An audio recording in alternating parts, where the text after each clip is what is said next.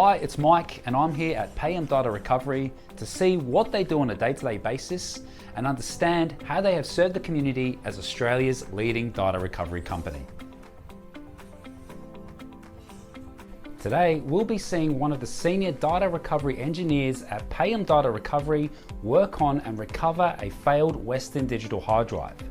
To start, the engineer inspects the 3.5-inch drive and observes no dents or drops.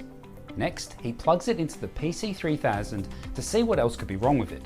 The screen flashes a problem, a shorted circuit board.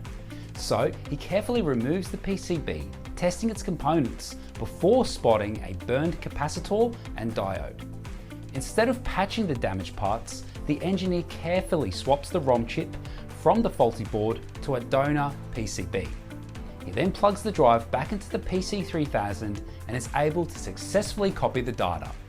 The engineer's pro tip: when using a hot air station and soldering iron to remove parts, ensure you are operating it at the correct temperature and moving in circles.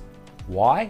Too much heat can damage the ROM chip, rendering data recovery impossible if the data is damaged by heat and unreadable. Thanks to the expertise of Payam Data Recovery's senior engineer, another drive is saved. Thanks for watching.